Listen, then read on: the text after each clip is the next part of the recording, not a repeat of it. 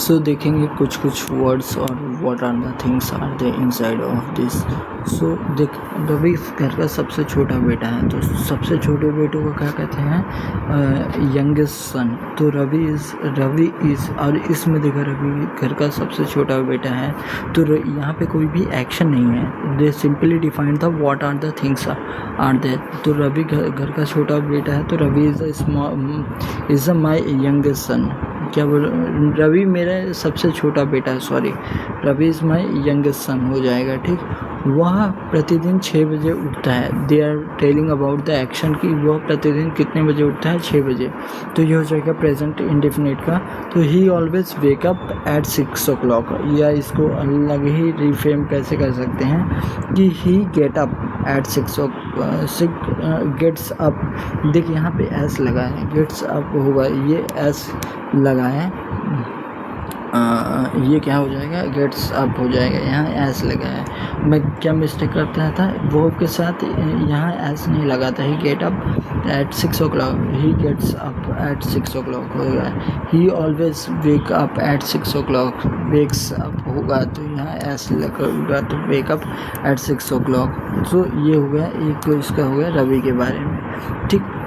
और फिर दूसरा सेंटेंस देख, तो यहाँ क्या समझे? सबसे छोटे बेटे को क्या कहते हैं? माई यंगेस्ट सन। और सबसे बस, और यहाँ पे कोई भी एक्शन नहीं है, इसका आंसर क्या बोला गया है? Ravi is my youngest son, ठीक हो गया, एक्शन नहीं है, ठीक। अब आते हैं, आगे चलते हैं। वो हर रोज़ पार्क में टहलने जाता है।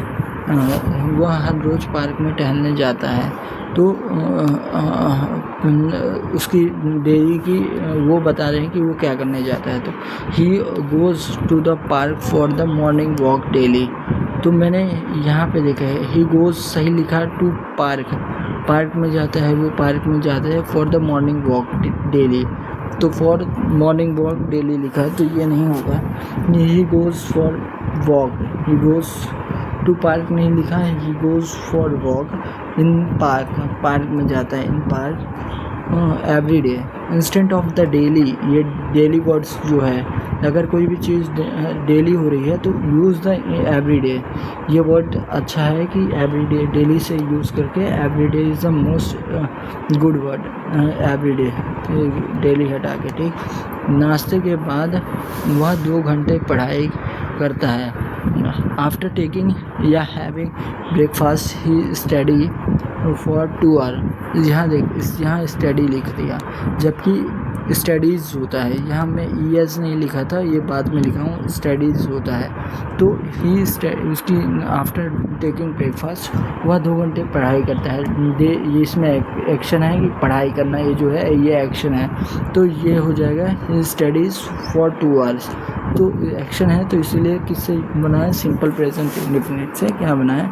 इसको बनाया, ठीक। अब आते हैं, वह हर रोज़ पार्क टहलने जाता है, तो कैसे हो गया? ही गोज़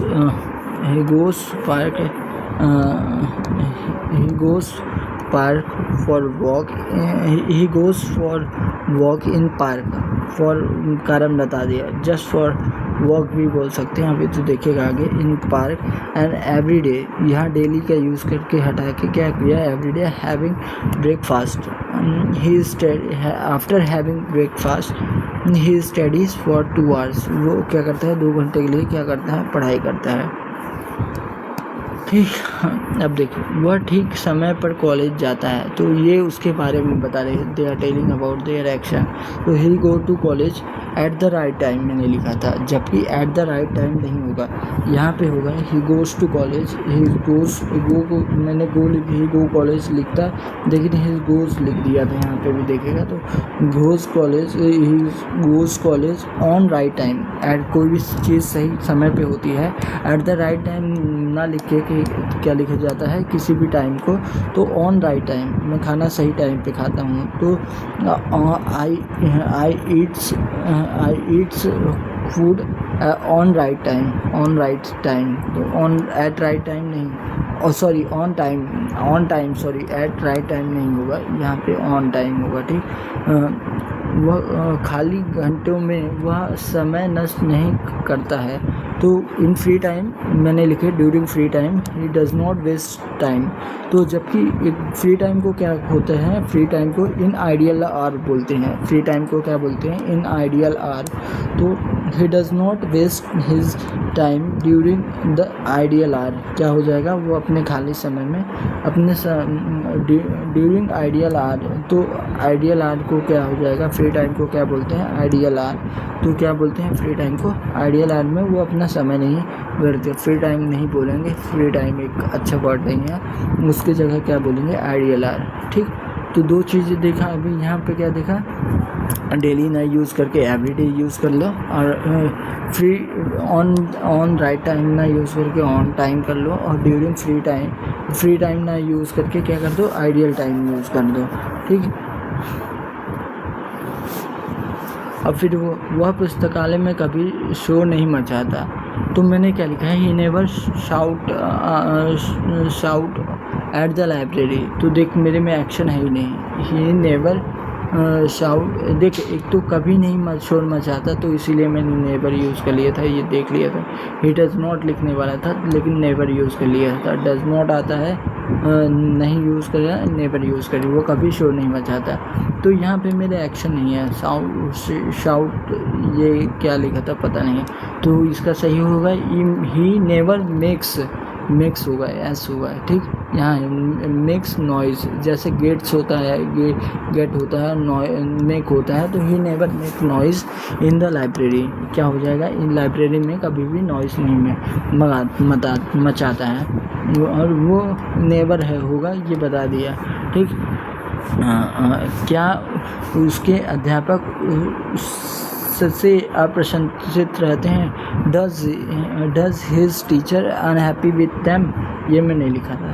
तो डज तो सही है, डज हो गया, और does his teacher sad with on him, ये मैंने लिखा था, या तो अनहैप्पी विथ दैम लिखा था, या अनहैप्पी है। तो देखिए इसमें क्या है प्रॉब्लम। अब देख प्रॉब्लम इसमें क्या हो गई थी, कोई एक्शन नहीं है इसमें, देख कोई भी एक्शन नहीं है, तो यूज़ कर सकते हैं, use is am are use करते हैं। इसमें देखना, इसमें कोई एक्शन है, इसको देखेगा अगर तो देखेगा इसमें कोई एक्शन है, क्या उसके अध्यापक उससे अप्रसन्नचित रहते हैं, तो इसको में कोई एक्शन है, कोई एक्शन नहीं है, तो इसका होगा, ये कोई एक्शन नहीं होगा, तो इज एम आर से बना सकते हैं। और देम नहीं यूज़ करेंगे क्योंकि सिंगल पर्सन है, them for the multiple purpose के लिए यूज़ होगा। तो are teacher unhappy with them, इसमें एक्शन नहीं है, तो क्या are teacher unhappy with them, ये सही होगा, क्या ये वाला चीज़ सही होगा। तो इसमें दो चीज़ें दिखा, ही नेवर मेक्स, यहाँ पे मेक्स एक वर्ब यूज़ हुआ है, makes noise in library, shout लिखा था, ये शाउट नहीं होगा, नॉइज़ होगा, in library. And his teacher unhappy, are his teacher unhappy with him, क्या उसके टीचर उससे अनहैप्पी होते हैं, हिम यूज़ करेंगे इंस्टेड ऑफ दे यूज़ करने के लिए। अब इसमें देखिएगा ये वाले सेंटेंस में देख, व्हाट आर द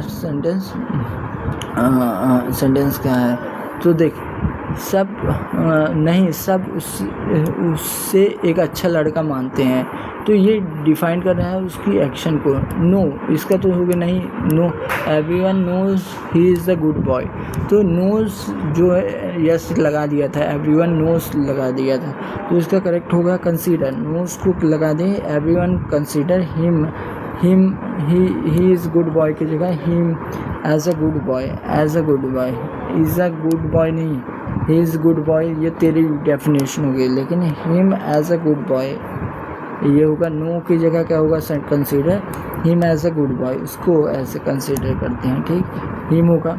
दूसरे, उसे पढ़ने से फुर्सत नहीं मिलती, तो उसकी विशेषता बता रहे हैं कि उसे उस पढ़ाई से फुर्सत ही नहीं मिलता है, तो क्या बताएंगे, ही does not get free time just by reading it, तो ये चीज़ में नहीं कर पाया। ही does not get time from study, ये उसको मैंने बताया, ये मैंने लिखा था तो उसको gets time from the study, time नहीं मिलता, फ्री टाइम नहीं मिलता फ्रॉम स्टडी। तो यहाँ फ्रॉम की जगह ये क्या यूज़ किया है, जस्ट बाय। तो जस्ट बाय देख, जस्ट बाय यहाँ पे लिखा भी है। जस्ट बाय होता है for the use for the simple, simple because of को यूज़ करने की जगह है, बिकॉज ऑफ यूज़ करने की जगह हम सिंपल भी कर सकते हैं। जैसे टू शो द मेथड और way, something happen become of one small action, कुछ ऐसा हो सकता है जो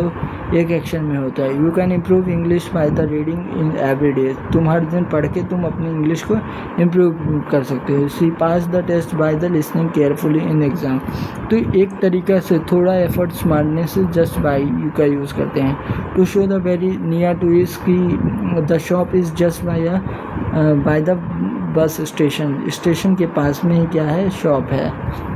to show the small effort cause result only by only the small, he become the popular just by the posting online video, वो video post करने से popular हो गया। ठीक, अब आते हैं, ठीक, ऐसे बच्चे परिवार की यश की वृद्धि करते हैं, यश में वृद्धि करते हैं। तो यश को क्या बोलते हैं, इसको बोलते हैं यश को, देख मैंने क्या लिखा था इसका, अगर मेरे से देखेगा तो मैंने क्या लिखा था, और what are the this kind of the student, ऐसे परिवार के बच्चे। तो this kind of the student नहीं यूज़ करना है, सच बॉय। तो ऐसे बच्चे, तो क्या दिस काइंड ऑफ स्टूडेंट नहीं यूज़ करना है, सच बॉय। ये यश में वृद्धि करते हैं। ग्रोथ द फैमिली मैंने लिखा है, इसका नहीं। Increase the fame of family, यश मतलब होता है फेम, मतलब इज्जत बढ़ाते हैं, मतलब फ्रेम, यश में वृद्धि करते हैं मतलब frame of family. Increase the fame of family, तो मैंने क्या लिखा है, ग्रोथ द फैमिली, परिवार बढ़ाते हैं, परिवार थोड़ी बढ़ाते हैं, परिवार की यश और इज्जत बढ़ाते हैं। द फेम, इज्जत को क्या बोलते हैं, द फेम ऑफ फैमिली। तो increase the fame of family, मुझे अपने पुत्र पर गर्व है। तो यहाँ पे देख कोई एक्शन है नहीं, ये बता रहा है कि मुझे अपने पुत्र पे गर्व है। रिटेलिंग द इन्फॉर्मेशन, तो क्या हो जाएगा, मैंने क्या लिखा था, आई प्राउड ऑन माई सन, ये गलत है क्योंकि इसमें कोई सेंटेंस ही नहीं है उसके। तो आई एम प्राउडिंग ऑन माई सन, यहाँ पे एक्शन नहीं है और ये बता रहा है ऑन माई सन नहीं है, ऑफ माई सन है, कि ऑन नहीं, ऑन माई सन नहीं, ऑफ माई सन है। तो this all the action I have learn from this